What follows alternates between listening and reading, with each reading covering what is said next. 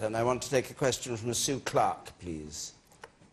Why are the SNP, who lost the referendum, having so much say in British politics? Why the SNP? We had Nicola Sturgeon, SNP leader, saying that she was going to vote on, her MPs would vote on English issues when they came back to Parliament, and they seem to be, they're going to now be in the debates, we're told, though we haven't heard the official announcement yet. You start on this, Tim. Well, I mean, the Scottish National Party have 6 members of Parliament at Westminster, and they're elected to vote at Westminster, and the shock and surprise today is that they're actually going to do so. So that's nice of them. In one sense, they're entitled to do that, but it is a reminder, isn't it, that the Scottish National Party's decision today, and certainly Nicola Sturgeon's choice to say that the SNP is going to vote across the whole plethora of issues affecting the United Kingdom, not just those in Scotland, is essentially the SNP shaping up to potentially offer themselves as part of a coalition government after May the 7th.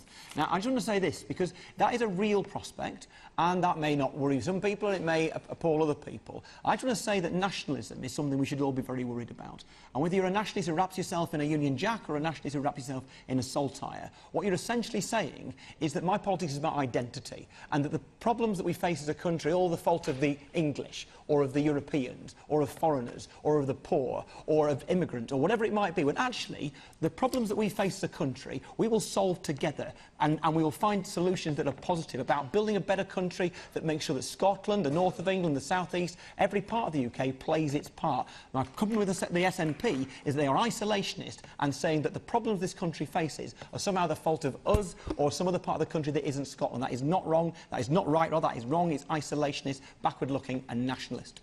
Okay. I haven't got the SNP here tonight, sadly, but they are coming in a couple of weeks' time. I think Nicola Sturgeon's coming on Question Time. But Diana, I mean, you've seen the latest opinion polls showing Labour will only have 4 seats in Scotland, and the SNP will take all the others. Well, I think that's probably an exaggeration, but I think we all know the SNP will probably do well in May. And I think the reason people are talking about the SNP is we are actually in very uncertain political times. Neither of the 2 major parties look as if they can have an absolute majority, although Labour has every intention of doing so. So smaller parties, and even micro parties like UKIP, are somehow 20%. Are somehow in the mix. We are embarked on what is going to be, I think, quite an interminable general election campaign. But it is going to be a very interesting general election night, because even at this point, it's very difficult to call it. But I would just say one thing. The SNP aren't here, but let me just say, I went to Scotland during the independence referendum, and some of the support that the SNP got wasn't just simple nationalism. People wanted to dress up in kilts. It was people who, mistakenly perhaps, but people wanted something different. They thought things could change. And it's wrong to dismiss all of the people that voted for independence as just benighted nationalists. There was a lot more to that phenomenon than that. Oh, of course, I was there too. I live next door. We're at the top there, yes, at the very back. Doesn't this contradict the draft paper that gives Westminster the power to veto Scotland's decisions on their own welfare system? That doesn't what? The arrangements that have been made, that have been announced today? Yes, Paul Nuttall.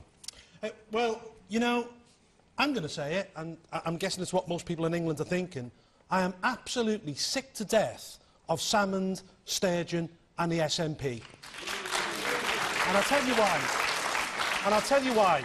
Firstly, they lost that referendum, and secondly, you know, with them, it's take, and we never get anything back. And you know what they're taking? They're taking your tax.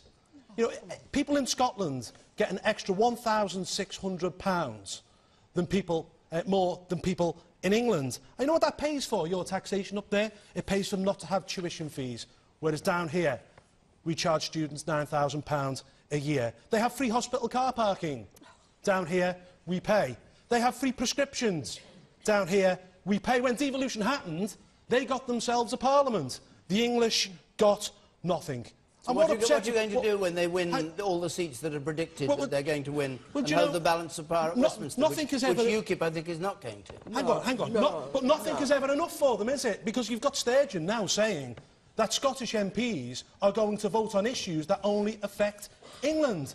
It's absolutely appalling. And, you know, they've got Devo Max now, and they've only got Devo Max because of one roll poll in August, which spooked the three amigos, Cameron, Clegg and Miliband, who then scuttled up to Edinburgh and basically gave them everything they wanted in a bribe not to go independent. Okay. So, no, hang on, I've just got a clear point here, because the fact is that in Parliament, English MPs should vote on English-only issues.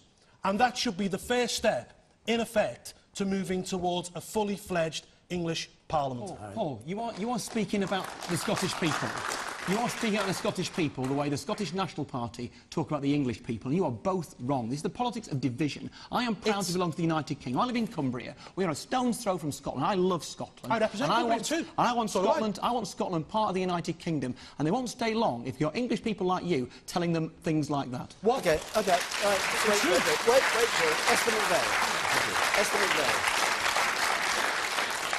What we've got to have is fairness for everybody there. So it has got to be fair for all of the United Kingdom. And I agree with Paul, because we're the only party, the Conservative Party, who says English votes for English laws. It's got to make sure that, you know, Nicola Sturgeon doesn't have a Dundee cake and eat it. You know, we've got to make sure that when we said we'd come together, devolve extra powers, yes, we said that, but actually, how does it work for all of us? And, you know, the SNP never traditionally voted on English matters. They used to allow English people and English MPs to do that, but now they've changed the rules of the game. They've decided they will too. It's some sort of awful sort of political grab by the SNP, and then sort of making a deal with how they could maybe do a deal with Labour after the general election. But hang on a that second. isn't what we want. What do you make of what Nicola Sturgeon, the explanation she gives, is that a vote on the English NHS will have a knock-on effect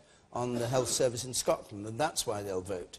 But no, because what they're asking for, like I said, you can't have a Dundee cake and eat it. No, you've got to make sure that... It's been twice cooked, that remark. Absolutely.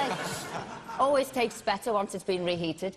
And I think what you've got to do is just make it sure it's fair for the people of England. What is the settlement there? What is the difference in the finances going up? And this is the debate that we've got to have. We all voted to stay together. We all know that we're better together. That vote was actually a unanimous vote. It was by 10%. But we do have to look after the interests of the English people too. Yes, and we didn't all vote because you didn't vote, nor did I, nor did he, nor did she.